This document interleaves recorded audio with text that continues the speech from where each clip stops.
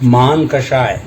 हमारे शास्त्रों में 4 कषाय बताए गए हैं: क्रोध, मान, माया और लोभ। ये चारों ही बड़े खतरनाक होते हैं।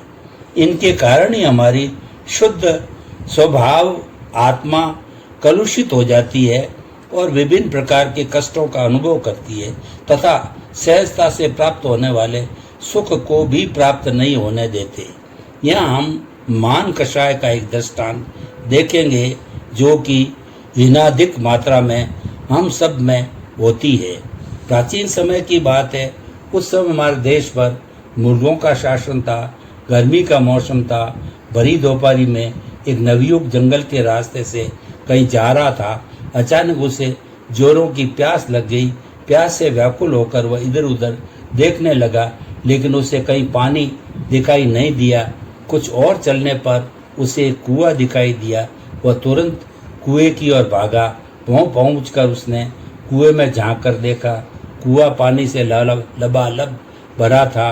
कुएं की मेड़ पर रस्सी से बंधी हुई बाल्टी भी रखी थी, लेकिन पानी निकालने वाला कोई नहीं था।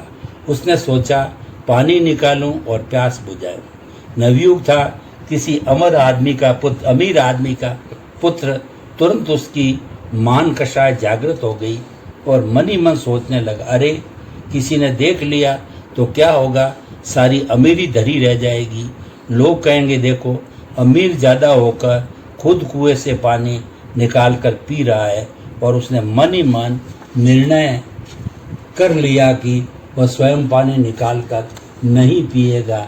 ऐसा करता हुआ यहीं बैठ जाता है। अवश्य यहाँ कोई न कोई आएगा, मैं उसी से पानी निकलवा कर पी लूँगा। कुछ ही समय बाद वहाँ प्यास से आकुल व्याकुल एक दूसरा नवयुवक आया। उसने भी देखा कुएं में पानी है, रस्सी है, बाल्टी है और आदमी भी बैठा है। वह बोला, अरे भाई साहब, गर्मी के कारण बहुत प्यास लगी है, जरा पानी तो पिला दो। इतना सुनते हुए बोला, प्यास तो मुझे भी लगी है, लेकिन तुम्हें पता नहीं कि मैं अमीर ज़्यादा हूँ, मैं भला पानी कैसे निकाल सकता हूँ। अतः तुम ही पानी निकालो और मुझे भी पिलाओ। यह सुनकर उसने कहा, क्या तुम्हें पता नहीं कि नवाब ज़्यादा हूँ, फिर भला मैं कैसे पानी निकालूँ। और इतना कहकर वह भी वहीं बैठ गया। पहले एक था, अब 2 हो गए। कुछ ही समय के बाद वहाँ एक तीसरा नवयुवक आया। उसका भी गर्मी और प्यास से हाल बेहाल था। वह दूर से ही चिल्ला, अरे तुम 2-2 आदमी बैठे हो और मैं प्यास से मर रहा हूँ।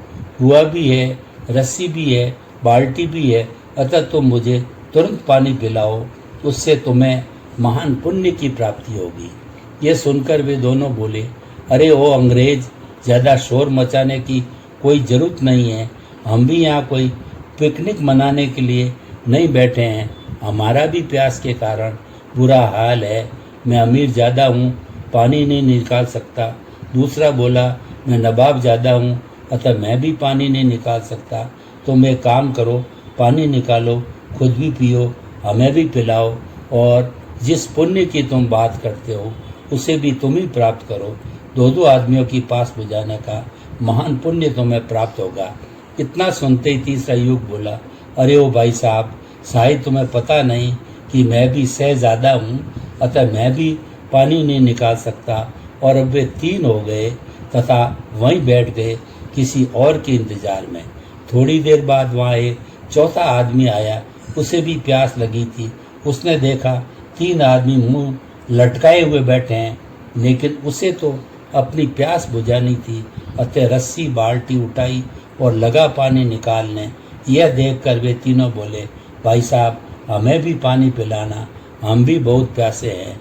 यह सुनकर वह बोला, यहाँ पर सब साधन उपलब्ध थे, पानी निकालते और पी लेते।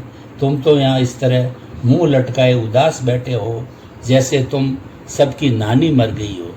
यह सुनकर पहला बोला, देख भाई, मैं अमीर ज़्यादा हूँ, खुद पानी निकाल कर पीऊँ तो मेरी इज्जत मिट्टी में मिल जाएगी। दूसरा बोला, मैं नवाब ज़्यादा हूँ, मैंने पानी निकालने के लिए थोड़े ही नवाब के घर में जन्म लिया है।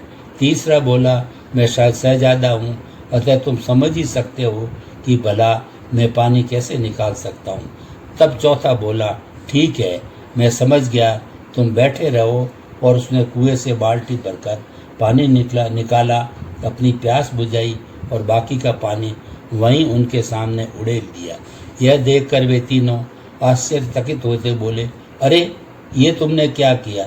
अच्छा चलो, जो किया सो किया, अब तुम एक काम करो और पानी निकालो और अब सबको पिलाओ। यह सुनकर वो बोला, अरे ओ सुनो अमीर जादे, नवाब जादे और सरजादे, मैं हूँ आराम ज़्यादा, पानी पीता हूँ, पिलाता किसी को नहीं। और वह वहाँ से रफू चक्कर हो गया। अब आप ही बताइए, ऐसी मान कषाय किस काम की जिससे आपके प्राण संकट में पड़ जाए। अतः हम सबको न केवल मान कषाय से अपितु उक्त सभी कषायों से यथासंभव बचने का प्रयास करना चाहिए।